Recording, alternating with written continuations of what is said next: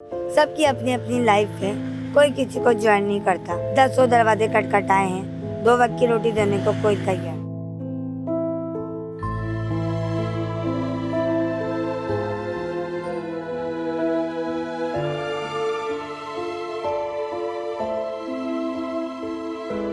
12 साल की एज में शादी हो गई थी। 5 बच्चे मेरे गोलीमार में हस्बैंड के पास। फिर मेरी दूसरी शादी 5 साल बाद, मैं झाड़ू पोछे वगैरह करने लगी डिवोर्स के बाद। उसने तलाक आपको क्यों दी फिर? उनका जो मेरी फूफी सास थी ना, उनकी जो खाला थी, उनकी बहुत तबीयत चल गया था। तो बच्चे आपके जिंदा हैं अभी? हाँ, बच्चे जिंदा है, बस तड़प रहे हैं। माँ बाप नहीं है आपके हयात? नहीं, सभी लगता है ट्रेन के डब्बे में मर गए। बिस्मिल्लाहिर्रहमानिर्रहीम, अस्सलाम वालेकुम नाज़रीन, मैं हूँ आपकी होस्ट महम ज़हरा और आप देख रहे हैं न्यूज़ 360। नाज़रीन, इस वक्त आप मुझे देख रहे होंगे कि मैं रोड पर बैठी हुई हूँ और मेरा यहाँ बैठने का एक मकसद था कि मैं जब यहाँ रोड से गुजर रही थी तो मेरी नज़र एक औरत पे पड़ी जिसको मैं जानती थी। अब मैं उसको कैसे जानती थी ये बात मैटर नहीं करती, पर बात ये मैटर करती है कि जिस हाल में मैंने उसको देखा था कुछ साल पहले और जिस हाल में मैंने उसको अब देखा तो मैं खुद देख के हैरान रह गई। और जब मैंने उससे बात की, उससे पूछा कि क्या हुआ आपके साथ और आप इस हाल तक कैसे पहुँची, तो उन्हें सही से अपनी ज़िंदगी के बारे में कुछ भी याद नहीं है। उनको कुछ चीज़ें हैं अपनी ज़िंदगी की जो वो भूल नहीं पाई, उनके दिमाग में बैठ गई हैं, क्योंकि नशे का मुस्तकिल इस्तेमाल दिमाग को कमज़ोर कर देता है। और यही वजह है कि आज ये अपनी दिमाग में से उन मेमोरीज़ को, अपनी ज़िंदगी को भूल चुकी हैं। इनसे मैंने मज़ीद बात की। इनका नाम नाज़िया है और इनके 5 बच्चे हैं और इनको आज ये भी नहीं याद कि इनके 5 बच्चे हैं, उनके क्या नाम है और आज इनकी ये हालत क्यों हुई, इनकी इस हालत का ज़िम्मेदार कौन है, ना ये मैं जानती हूँ और ना ही इनको याद है। तो आइए नाज़िया से बात करते हैं और जानते हैं कि ऐसी कौन से मोमेंट हैं जो अभी भी इनके दिमाग में इनको याद हैं, वो कौन सी मेमोरीज़ हैं जो इस हालत में भी भूल नहीं पाई। नाज़िया, क्या हुआ आपके साथ जो आप इस हाल को पहुंच गई? क्योंकि आपने बताया कि आपका पहले जो ज़िंदगी का हाल था वो बहुत अच्छा था, आपके बच्चे हैं, शौहर था, आपका भाई भी है। क्या हुआ जो इस हाल को आप पहुंच गई हैं? भाई देखिए, हस्बैंड में लड़ाई झगड़े जो होती है, अफेयर वफेयर का चक्कर, उसके बाद शादी करना, बच्चे छोड़ना, तलाक देना कि मेरे बच्चे मैं रह रहा हूँ, फिर हस्बैंड की ज़िंदगी से निकल जाना, फिर माँ बाप के यहाँ जाना, बहनों के चले जाना, झाड़ू पोछे बर्तन करना, फिर किसी से शादी हो जाना, उसने भी तनख्वाह नहीं देना, फिर एक घर में जाके रोना कि भैया मेरी हेल्प कर दो, कि कोई राशन दे दे तो कोई घर दे दे और कोई कपड़ा रोटी मकान दे दे।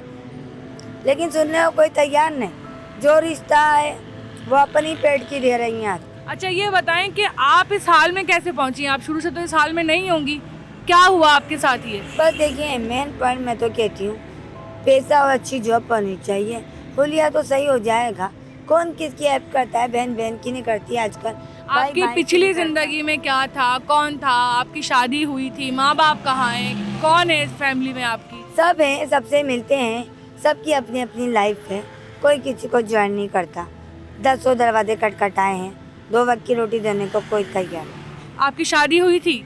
जी, तो कब हुई थी शादी मेरी आपकी? कम अज कम 12 साल की एज में शादी हो गई थी। 5 बच्चे मेरे गोलीमार में हस्बैंड के पास। फिर मेरी दूसरी शादी 5 साल बाद, मैं झाड़ू पोछे वगैरह करने लगी डिवोर्स के बाद।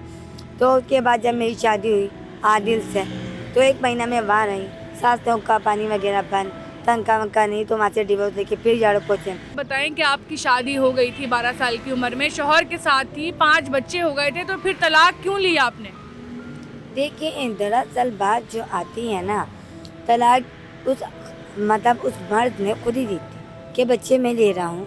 और उसने तलाक आपको क्यों दी फिर? उनका जो मेरी फूफी सास थी ना, उनकी जो खाला थी, उनकी बहुत तबीयत चल गया था, उसने इस बैग पे छोड़ दिया था। तो छोड़ने के अच्छा, बाद तलाक आपकी हो गई शौहर से, बच्चे आपने उसी के पास छोड़ दिए, फिर आपने दूसरी शादी करी, वो शौहर कहाँ है आपका? वो भी तलाक उससे भी तलाक हो गई। उनको दे उसने क्यों दी आपको तलाक? चला। आपको उनका पर्सनल मैटर था, कोई जेठानी जी पसंद थी उन्हें, मैं क्या कर सकती थी, नसीब का दोष देर होती।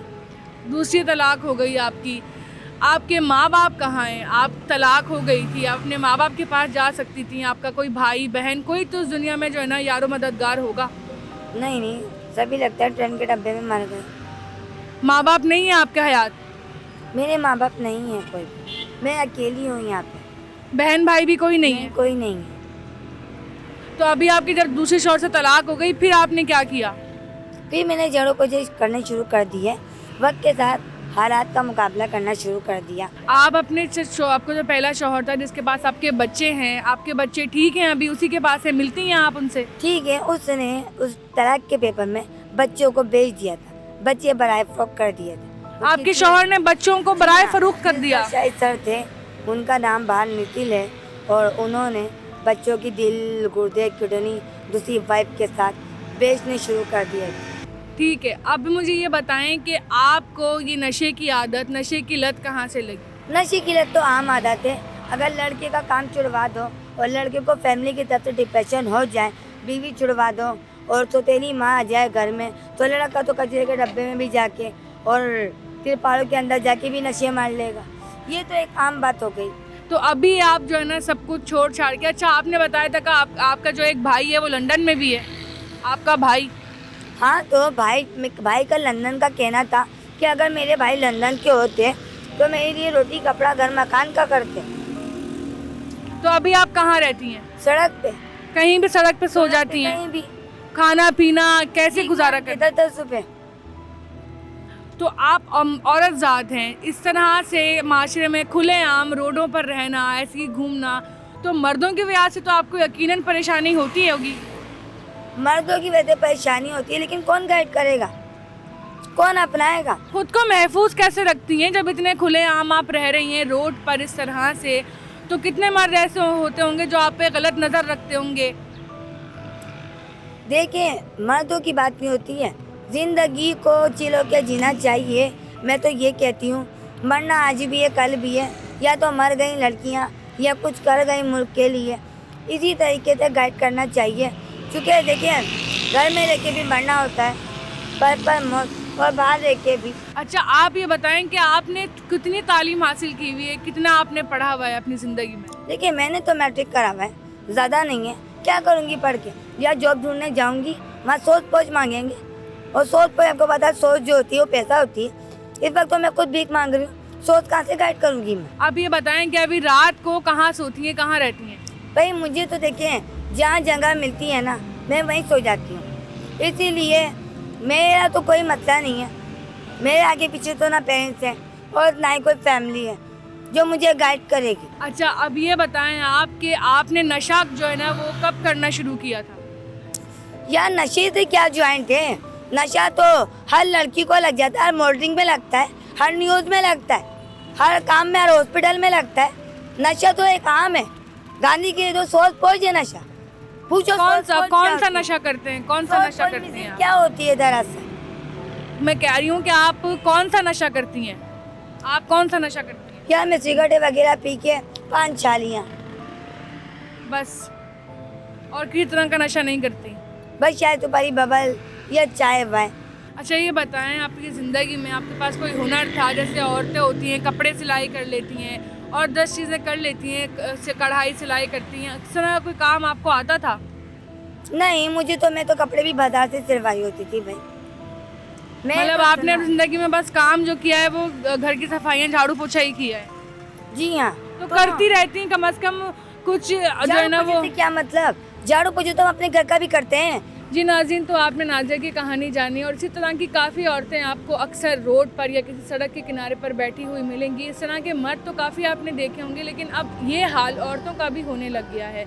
मुझे नहीं पता कि इस वक्त इनको अपनी ज़िंदगी के बारे में कितना कुछ याद था, जो इनकी मेमोरीज़ में बैठ गया है, जो इनके दिमाग में बैठा हुआ है, वही बातें इन्होंने अपने थ्रू हम तक पहुंचाने की कोशिश की। इनको नहीं याद असल में कि इनकी ज़िंदगी की शुरुआत कैसे हुई, कहाँ से हुई, क्योंकि अब ये इस मुकाम तक पहुंच गई हैं कि ये अपना आप भी भूलती जा रही हैं। तो मैं यही कहना चाहूँगी इनसे बात करके, आगे औरतों को यही मैसेज देना चाहूँगी कि औरतें अगर इनके साथ लाइफ में कुछ भी होता है तो वो खुद मुख्तार बन सकती हैं। वो अपने पैरों पे खड़े होकर मेहनत करके, किसी के घर में भी झाड़ू पोछा करके, कोई मेहनत वाला काम करके ज़िंदगी गुजार सकती हैं, वरना उनका हाल भी इस तरह का बन सकता है। तो जितनी भी औरतें हैं जिनकी तलाक़ें हो जाती हैं, जो माशरे से हार जाती हैं, अपने घर वालों से दूर हो जाती हैं, अपने माँ बाप से बिछड़ जाती हैं, वो इस हाल को ना पहुँचे, खुदा इस हाल को ना पहुँचे। वो लोग अपने पैरों पर खड़े होकर खुद मुख्तार बनकर अपनी मिसाल कायम करें, ना कि इस हालत को पहुँचकर दूसरों के लिए मजाक और दूसरों के लिए जो है ना वो एक भिखारी या किसी चर्सी की तरह बिल्कुल ना बने। मेरी गुजारिश है उन तमाम औरतों से कि खुदा अपने आप को साबित करें। अल्लाह ने औरतों को बहुत पावर दी है, वो चाहें तो वो बहुत नाम बना सकती हैं दुनिया में। आज की वीडियो में सिर्फ इतना ही, आपसे फिर मुलाकात होगी। अल्लाह हाफ़िज़।